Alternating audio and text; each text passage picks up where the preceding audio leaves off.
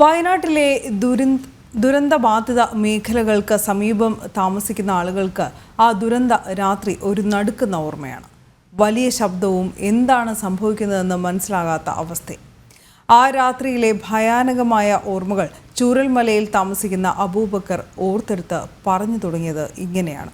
ചൂരൽമലയിൽ വീടിനോട് ചേർന്ന് കടയും നടത്തുന്ന അബൂബക്കർ ഇപ്പോൾ ഇവിടേക്ക് എത്തുന്നവർക്ക് ഭക്ഷണ വിതരണവും മറ്റുമായി മുഴുവൻ സമയവും സജീവമാണ്. മിഥുൻ മുരളി തയ്യാറാക്കിയ റിപ്പോർട്ട് കാണാം. ഭൂമിയുടെ സമീപത്ത് താമസിക്കുന്ന പ്രദേശവാസികൾക്ക് ആ ദുരന്ത രാത്രി ഓർക്കുക തന്നെ വളരെ അസ്വസ്ഥമായ കാര്യമാണ്. അത്തരത്തിൽ നെടുവീർപ്പോടെ അല്ലാതെ അസ്വസ്ഥതയോടെ അല്ലാതെ ഈ ഒരു കാര്യം ഈ സമീപ പ്രദേശങ്ങളിൽ താമസിക്കുന്ന ആളുകൾക്ക് ഓർക്കാനേ സാധിക്കില്ല. എന്നോടൊപ്പം ഇപ്പം ഉള്ളത് ചൂരൽമലയിൽ നിന്നും ഏകദേശം 200 മീറ്റർ മാറി ഒരു കടയും വീടും ഉള്ള അബൂബക്കർ എന്ന ഒരു പ്രദേശവാസിയാണ്. അബൂബക്കറെ സംബന്ധിച്ചിടത്തോളം ആ രാത്രി ഓർത്തെടുക്കുക എന്ന് പറയുന്നത് അത്രയും ഭയാനകമാണ് അല്ലേ? തീർച്ചയായിട്ടും. അതായത് ആ രാത്രി എന്ന് വെച്ചാൽ ഞാൻ സ്വാഭാവികമായിട്ട് രാത്രി 12 മണി 11:30 മണിക്ക് കിടക്കുന്ന 4 മണിക്ക് എണീക്കുന്ന ഒരാളാണ്. അപ്പോൾ ഞാൻ നല്ലൊരു ഉറക്ക സമയത്ത് അതുകൊണ്ട് ഇത് പൊട്ടിയതിൻ്റെ ശബ്ദമോ കാര്യങ്ങളോ ഞാൻ കേട്ടിട്ടില്ല. എൻ്റെ വീടും ഈ പൊട്ടി വന്ന ഭീകരമായിട്ടുള്ള സ്ഥലവും കണക്കോട്ടെ 200 മീറ്റർ വ്യത്യാസമുള്ളൂ. പക്ഷേ ഞാൻ നല്ല ഉറക്കത്തിലായിരുന്നു. അതിന് എൻ്റെ 2 വീട് അപ്പുറം വരെ വെള്ളം അടിച്ച് കയറിയിട്ടുണ്ട്. പക്ഷേ ഞാൻ സത്യത്തിൽ അറിഞ്ഞിട്ടില്ല. 2:45 ഇടയിൽ എൻ്റെ ഭാര്യൻ്റെ അനിയത്തി എന്നെ വിളിച്ചിട്ട് എന്നല്ല ഭാര്യനെ വിളിച്ചിട്ട് പറഞ്ഞു ചൂരൽമലയിൽ എന്തോ സംഭവിച്ചിട്ടുണ്ട്, ഒന്ന് നോക്കാൻ വേണ്ടി പറഞ്ഞു. അങ്ങനെ ഞാൻ സ്വാഭാവികമായിട്ട് തുണി എടുത്തിട്ടാണ് കിടക്കൽ. എണീച്ച് റോട്ടിലേക്ക് കയറി നോക്കുമ്പോൾ കറണ്ടില്ല. വീട്ടിൽ ഇൻവെർട്ടറിൽ വിളിച്ചിട്ടുണ്ട്. റോട്ടിലേക്ക് കയറി നോക്കുമ്പോൾ ഭയങ്കര കരച്ചിലും ആളുകളുടെ വാളങ്ങളാണ് കേൾക്കുന്നത്.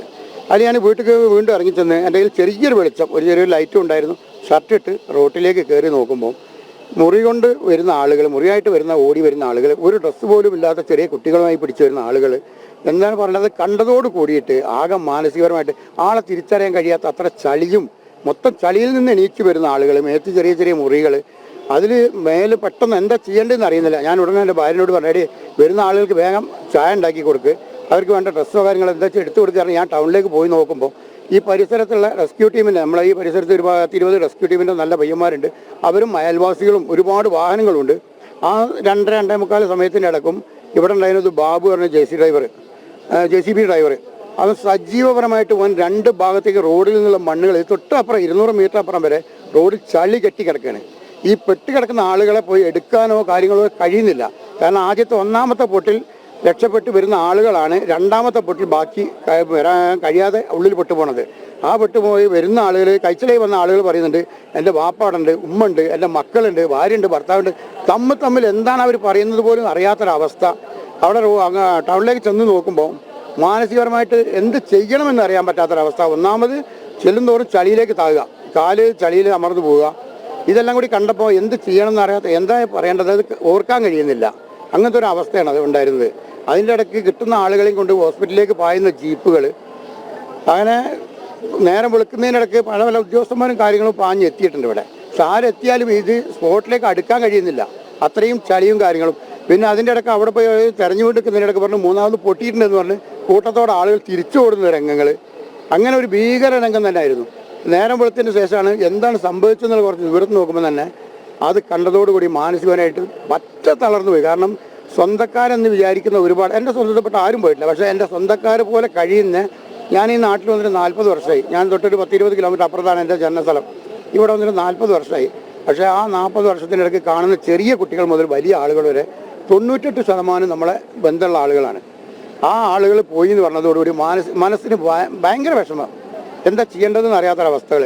അപ്പോൾ ആ സമയം മുതൽ ഞാൻ എന്താക്കി, എൻ്റെ കയ്യിൽ വീട്ടിലുണ്ടായിരുന്ന ആ ചായപ്പൊടിയും പഞ്ചസാരയും എടുത്ത് എൻ്റെ ഭാര്യയും മക്കളും എനിക്ക് കാച്ചി തരും. ഞാനത് റോട്ട് കൊടുന്ന് ആ കൊടുക്കൽ തുടങ്ങി ഇന്നും ഞാൻ തുടരുന്നുണ്ട്. അതിനിടയ്ക്ക് ഇപ്പോൾ അടുത്ത് ഞാൻ പറഞ്ഞ ഇവിടെ റെയിൽവേ ഓഫീസറോട് പറഞ്ഞ സാറേ പഞ്ചസാരയും കാര്യങ്ങളും കഴിഞ്ഞിട്ടുണ്ട്, അതുകൊണ്ട് എന്താ വെച്ചാൽ അങ്ങനെ അവരെനിക്ക് പഞ്ചസാരയും ചായപ്പൊടിയും അവരെത്തിച്ചേർന്നു. അതിനുശേഷം ഒരുപാട് സംഘടനയുടെ ആളുകൾ, അതായത് സംഘടന അല്ല, ഇവിടെ വരുന്ന ആളുകൾ ഇത് കാണുമ്പോൾ ഒരു 10-500 കയ്യിൽ തരും. അതുകൊണ്ട് നമ്മൾ എന്താക്കിയപ്പോൾ കണ്ടില്ല സാർ, അതവിടെ മിക്സറുണ്ട്, ചിപ്സ്. അതിപ്പോൾ ഇന്നലെ എനിക്കൊരു ആൾ 1500 രൂപ എന്നാണ്, അതിന് മിക്സറും ചിപ്സും കാര്യങ്ങളും വാങ്ങി അവർക്ക് കൊടുക്കുക. മിഞ്ഞാതൊരു 2-3 ആൾ, ഒരാളല്ല, ഇപ്പോൾ ചിലർ 500 തരും, 300 തരും. അതാ പൈസ അതേമാതിരി കടയിൽ സാധനമായിട്ട് ഇവിടെ എല്ലാവർക്കും ഓരോന്ന് സമയത്ത് കൊടുക്കുക. പക്ഷേ ഈ ആളുകൾ പോയ